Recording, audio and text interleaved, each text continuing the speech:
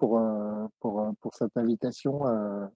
à participer à cette rencontre un peu virtuelle. Euh, je vais essayer dans un temps aussi court que possible de relater un petit peu tous les enjeux importants pour les travailleuses et les travailleurs autour du procès France Télécom qui s'est déroulé en 2019. Peut-être pour recontextualiser un petit peu ce procès important, ce procès qui a été qualifié par beaucoup d'historique. Euh, il, euh, il était en lien avec ce qui s'est passé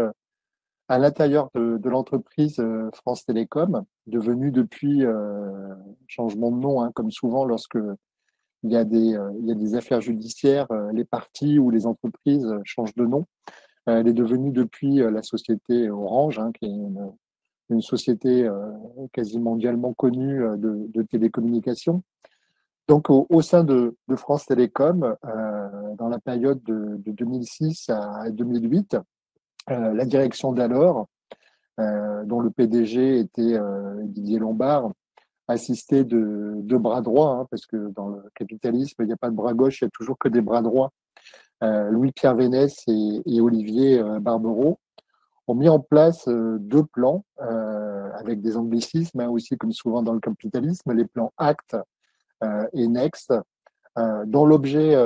principal était dans cette entreprise qui avait alors à peu près 130 000 salariés, d'en faire partir par tous les moyens. D'ailleurs, Didier Lombard avait dit par la porte ou par la fenêtre, ce qui était particulièrement significatif de la violence de ces deux plans, de faire partir entre 2006 et 2008, hein, donc seulement sur 3 ans, 22 000 salariés sur les 130 000. Hein, c'est presque un quart des effectifs qui devaient disparaître de cette entreprise. Le prétexte de ce plan était les questions de dette de l'entreprise, dette qui s'était accumulée sous les mandats précédents, notamment celui de Thierry Breton, qui est maintenant commissaire européen. Les plans Act et Next étaient appuyés là-dessus. Mais on peut quand même s'interroger sur ce justificatif parce que dans la même période de 2006 à 2008, où il y a eu donc 22 000 départs, parce que les 22 000 départs ont bien été effectués par ces deux plans, l'entreprise, dans cette même période de 2006 à 2008, a versé 13,7 milliards de dividendes à ses actionnaires. Donc on voit bien que le prétexte de la dette était bien un prétexte et n'était pas non du tout une réalité. Ces plans Act et Next ont eu des conséquences désastreuses pour la santé et l'intégrité physique des salariés de France Télécom parce qu'ils étaient d'une brutalité inouïe, avec une pression constante qui était mise sur les salariés pour qu'ils quittent d'une manière ou d'une autre l'entreprise. Et très vite, on a pu voir au niveau syndical un accroissement important de la souffrance des salariés, à tel point que à l'été, en juin 2007, la fédération Sud-PTT a proposé à l'ensemble des organisations syndicales au sein de l'entreprise France Télécom de créer un observatoire du stress et des mobilités forcées pour pouvoir à la fois rendre visible ce qui se passait à l'intérieur de l'entreprise, la souffrance des salariés, mais aussi permettre d'ouvrir un espace d'échange et de débat entre les salariés, les militants syndicaux, pour voir de quelle manière agir et réagir par rapport à cette situation désastreuse. Très rapidement, cet observatoire a été rejoint par malheureusement une seule organisation syndicale, la Confédération générale des cadres, et a été aussi animé par des sociologues, des experts en santé-travail, des avocats, qui ont permis d'objectiver la situation et de commencer à la rendre visible à l'extérieur de l'entreprise, notamment en prenant appui sur sur ce qui se passait de plus dramatique, c'est-à-dire l'accroissement considérable du nombre des tentatives de suicide et malheureusement aussi des suicides. Au fil du temps, les médias ont commencé à rendre compte de cette situation jusqu'à un paroxysme à l'été 2009, notamment à travers le suicide d'un salarié de France Télécom, Michel de Paris, qui s'est suicidé à la mi-juillet 2009 en laissant une lettre courte, manuscrite, dans laquelle il mettait directement en cause l'entreprise France Télécom et ses dirigeants comme étant la seule cause, l'unique cause de son suicide. À partir de là, à partir de ce suicide, il y a eu un emballement médiatique autour de la situation à France Télécom et chaque acte dramatique qui s'est déroulé dans les semaines qui ont suivi le suicide de Michel de Paris ont connu un retentissement extrêmement important et du coup, la pression sociale sur l'entreprise et son principal actionnaire, à savoir l'État, s'est accrue durant tout l'été 2009, à tel point que le gouvernement d'alors a été obligé de réagir en mettant en place à la fois une enquête par une inspectrice du travail, Sylvie Catala, en exigeant de l'entreprise des modifications. Ça s'est traduit notamment par le départ à l'automne 2009 d'un des bras droits de Didier Lombard, Louis-Pierre Vénès, et aussi en demandant à ce qu'il y ait une enquête au sein de l'entreprise, enquête qui a été diligentée par le cabinet Technologia. Les deux rapports, à la fois celui de l'inspectrice du travail, Sylvie Catala, et celui de la société Technologia, ont été conformes à ce qu'avait pu produire l'Observatoire du stress et des mobilités forcées et ont mis directement en cause les méthodes de management de l'entreprise à travers ses plans Act et Next comme étant responsables de la situation délétère de la santé mentale des salariés au sein de l'entreprise. Et ces deux rapports ont permis à la Fédération Sud-PTT, après un débat compliqué, parce que aller devant la justice, c'est pas forcément quelque chose de simple pour les organisations syndicales, surtout quand c'est des organisations comme Solidaires qui ont plutôt comme vocation de construire le rapport de force par la grève, la manifestation. Là, pour le coup, la Fédération Sud-PTT, en décembre 2009, a décidé de porter plainte contre l'entreprise et ses principaux dirigeants pour trois motifs. Homicide involontaire, non-assistance à personne en danger et le troisième motif, harcèlement moral institutionnel. À début 2010, une instruction judiciaire a été ouverte et du coup, la Fédération Sud-PTT, dès le début, s'est portée partie civile dans ces instructions judiciaires. Elle s'est déroulée sur plusieurs années, puisque évidemment, il y avait beaucoup de choses à faire, à enquêter, il y avait beaucoup de choses à analyser, beaucoup d'éléments à réunir. Ça s'est traduit par des perquisitions, des auditions, des gardes à vue pour les principaux responsables. Et pendant le déroulé de cette instruction, malheureusement, deux qualifications ont été écartées, celle d'homicide involontaire et celle de non-assistance à personne en danger. Et au final, seule la qualification d'harcèlement moral institutionnel a été retenue par l'instruction, qui a cependant permis de mettre en cause à la fois l'entreprise France Télécom, ses trois principaux dirigeants, je redis leur nom quand même, Didier Lombard, Louis-Pierre Vénès et Olivier Barbereau, et puis quatre de leurs adjoints et adjointes à la direction. Il a fallu encore du temps avant que le procès au tribunal correctionnel puisse se dérouler, puisque les faits ont lieu de 2006 à 2008, la plainte a lieu en décembre 2009 et le procès ne commence qu'en mai 2019, parce que bien évidemment, là aussi, comme dans toute instruction et dans toute procédure judiciaire qui concerne des personnes comme des PDG, comme des éminents responsables politiques. Tous les moyens dilatoires du droit sont utilisés pour essayer de casser souvent sur la forme et non pas sur le fond les actions judiciaires. Malgré ça, malgré toutes ces mesures dilatoires, le procès s'est déroulé du 6 mai 2019 au 11 juillet 2019 au tribunal correctionnel de Paris, ce qui était déjà une première victoire symbolique extrêmement importante parce que c'est loin d'être courant d'avoir assis sur les bancs d'un tribunal correctionnel pendant 42 journées d'audience, à la fois une des principales entreprises du CAC 40, une entreprise de renommée mondiale, et ses principaux dirigeants. Ce procès, ces 42 journées d'audience, ont été l'occasion d'aller dans le détail des plans Actenex, dans le détail de ce qui s'était passé au sein de cette entreprise, notamment à travers tous les documents qui ont été saisis, notamment à travers les rapports dont je parlais, hein, les rapports Catala, le rapport Technologia, les éléments apportés par l'ensemble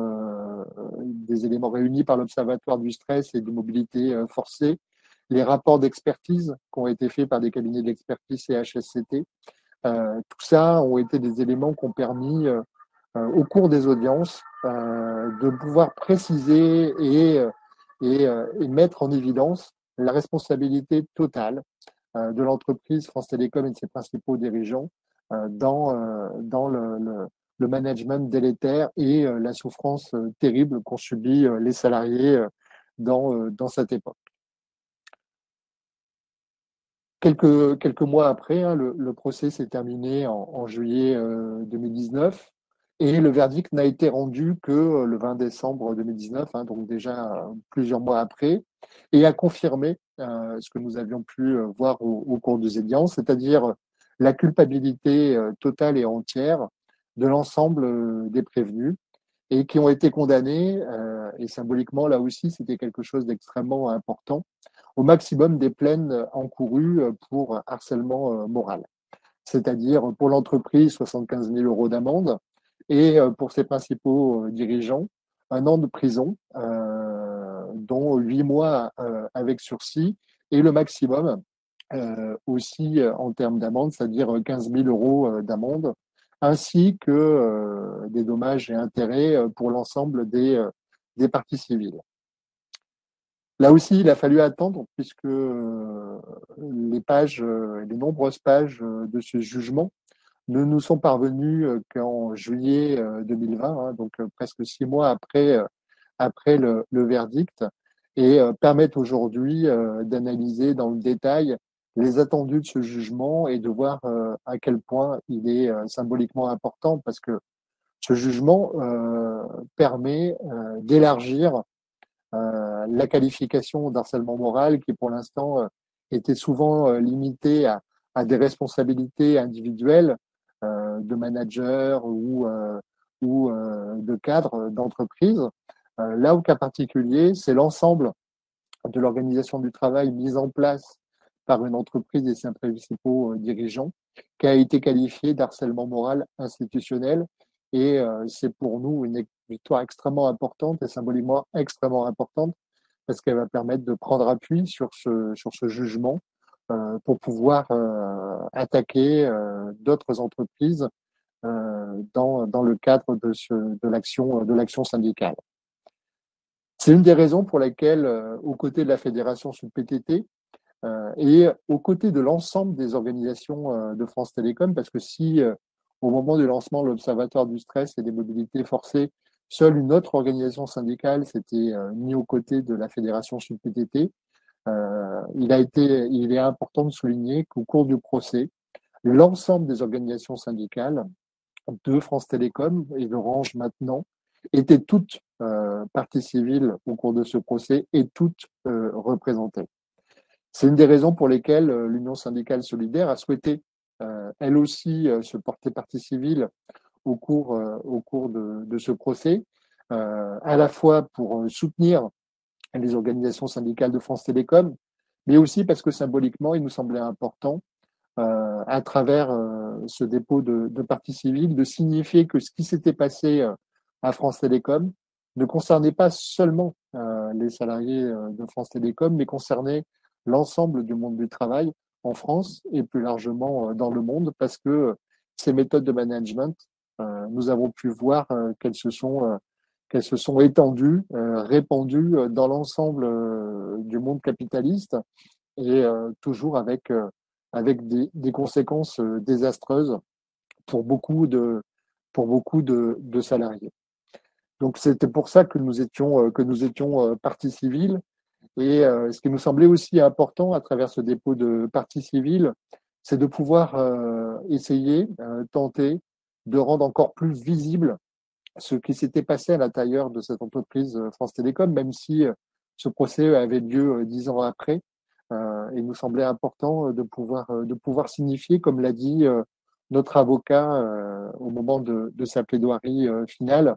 que ce qui s'était passé à l'intérieur de l'entreprise était un interdit majeur et que devait emporter condamnation. Le procès, ça a été aussi l'occasion, au-delà des organisations syndicales, de permettre à beaucoup d'anciens salariés de France Télécom ou des salariés qui sont toujours en train de travailler au sein de cette entreprise, de se porter eux aussi à leur tour partie civile, de leur permettre autant que possible d'assister à certaines audiences. Bien entendu, c'était très difficile pour beaucoup de venir à Paris, d'assister à 42 audiences. Hein, c'était un procès au très long cours, mais on a pu organiser à plusieurs moments des rassemblements devant le tribunal et à des moments importants comme l'ouverture du procès, comme les plaidoiries, comme les moments où les parties civiles se sont exprimées au cours des audiences, de permettre des moments de partage, de permettre des moments d'échange et de permettre de montrer que c'était pas seulement quelques organisations, c'était pas seulement quelques individus qui dénonçaient ce qui s'était passé, mais que c'était porté par un collectif tout entier. Alors c'était bien évidemment pas très simple, hein, puisque il y a du temps et que pour beaucoup de salariés qui ont beaucoup souffert, et ça on a pu le constater au cours des audiences, hein, en échangeant avec certaines et certains qui sont venus à ces audiences, il y avait aussi un besoin, une envie d'oublier cette période, car pour certains, ils avaient pu se reconstruire, repartir dans leur vie et avaient envie, pour certains, de passer à autre chose. Pour beaucoup d'autres, par contre, ce procès a été l'occasion de mettre enfin des mots sur ce qu'ils avaient vécu, de se rendre compte qu'ils ne l'avaient pas vécu de manière individuelle et pas non plus vécu parce que ils étaient des personnes fragiles, comme c'est souvent dit dans ce genre de situation, mais qu'au contraire, ils avaient fait face à un système qui les broyait tous, ou en tout cas tenté de les broyer tous, et ce qu'ils avaient vécu n'était pas un mauvais hasard, une malchance, mais bien un système qui avait été mis en place dans le but de les faire partir de l'entreprise de gré ou de force. Cet enjeu-là était particulièrement important et continue à se faire aujourd'hui, puisque un des acquis aussi de ce procès, ça a été de contraindre la société France Télécom à mettre en place, après le procès, après les audiences,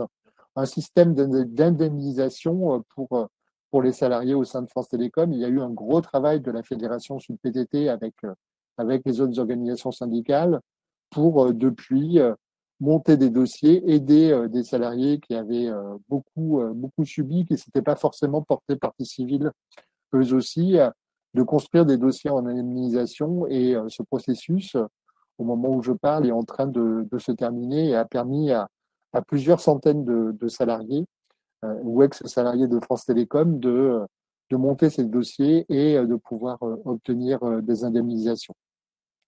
Autre élément extrêmement important dans ce procès et ces audiences, ça a été de rendre visible et de faire partager le plus largement possible cette histoire universelle des salariés au sein de France Télécom.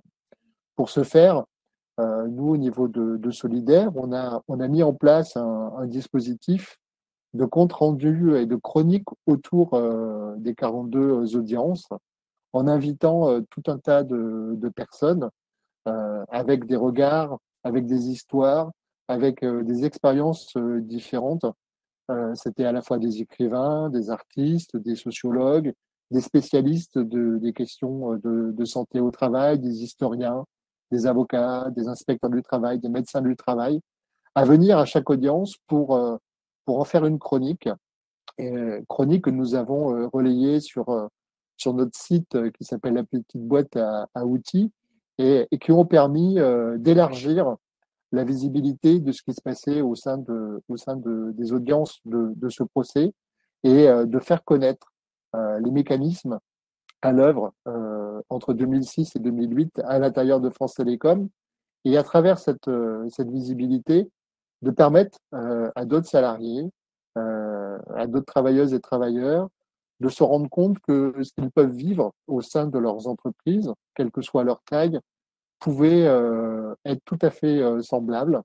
et leur permettre du coup à elles et eux aussi d'engager et de mettre en place à leur tour des actions collectives qui peuvent être aussi des actions juridiques.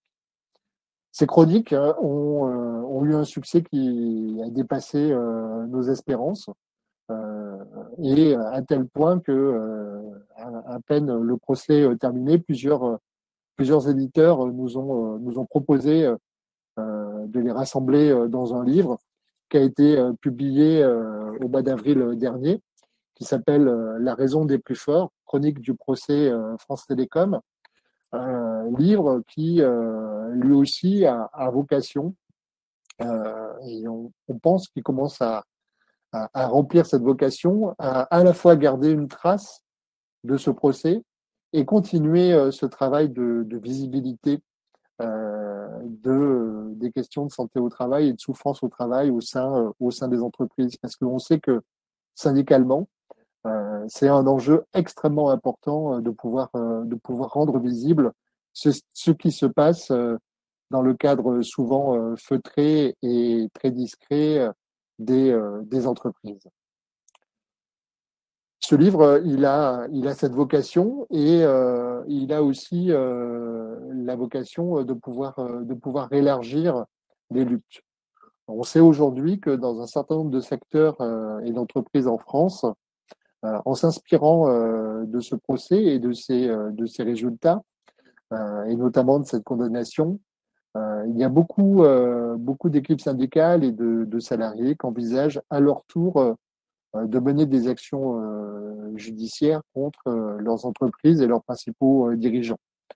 Je sais que c'est le cas à la SNCF, chez les cheminots, où malheureusement, là aussi, il y a eu ces dernières années beaucoup de suicides. D'ailleurs, à une époque, le PDG de la SNCF disait s'inspirer des qualités et de management de Didier Lombard lorsqu'il était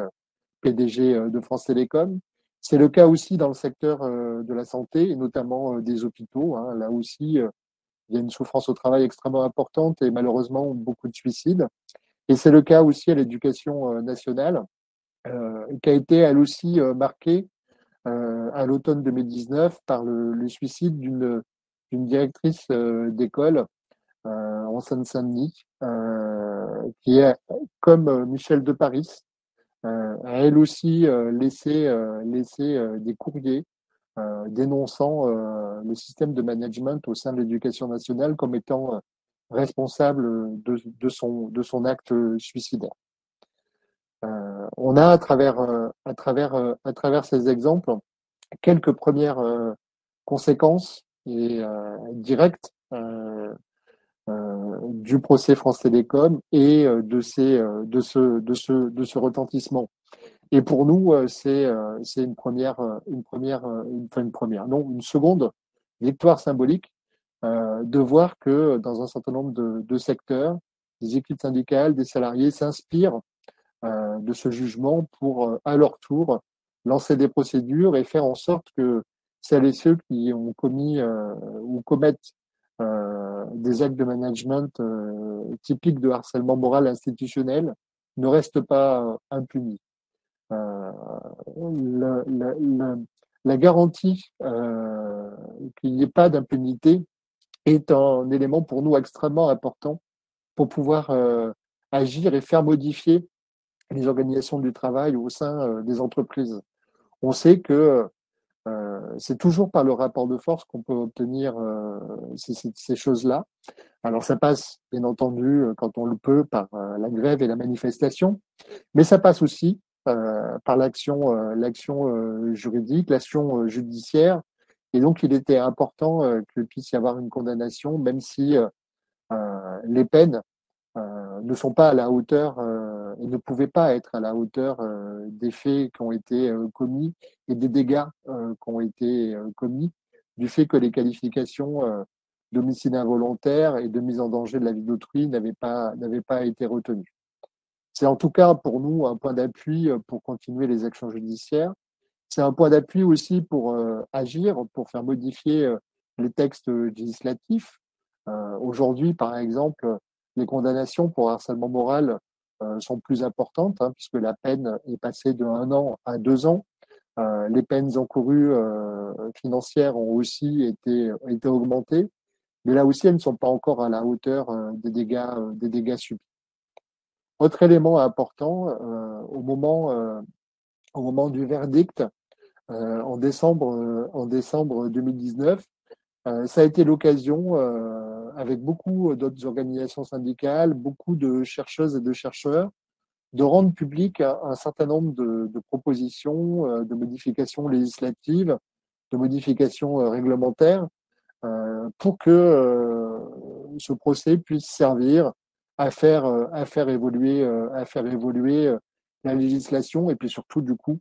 à rendre plus difficile à mettre en place des organisations du travail délétères au sein des entreprises. Dernier point, pour conclure mon intervention, l'occasion aussi ces derniers mois, à travers les débats et les échanges que nous avons pu avoir autour du livre La raison des plus forts et des suites de ce procès, puisque il va y avoir des suites, car évidemment, à peine condamnés, et c'était pas là non plus une surprise, les principaux condamnés à l'exception de la société France Télécom ont fait appel. Nous n'avons aucun doute sur le fait qu'en appel, ils seront de nouveau condamnés, tant le dossier de l'instruction et le premier jugement sont implacables sur leur responsabilité et la démonstration de leur responsabilité. Nous n'avons aucun doute, ils seront condamnés à un appel. Nous n'avons pas non plus de doute, ils iront immédiatement en cassation. Ils iront jusqu'au bout pour tenter de gagner, comme toujours, du temps, mais au final, à chaque fois, ils seront de nouveau condamnés et les faits sont têtus et seront de nouveau établis. Donc, à travers ces rencontres, à travers les suites de cette procédure, on voit s'étendre les capacités d'agir à la fois des salariés et de leurs organisations syndicales pour s'attaquer à ces organisations du travail délétères qui ont été mis en place depuis maintenant une vingtaine d'années, aussi bien en France qu'à travers le monde. Et cette prise de conscience et ce retentissement du procès sont un point d'appui pour que l'ensemble du mouvement ouvrier agisse, lutte sur ces questions fondamentales de l'organisation du travail et que sur ces questions de santé au travail, ce travail de visibilité qui a commencé à travers ce procès puisse s'étendre pour que plus aucun salarié ne perde sa vie à la gagner. Je vous remercie.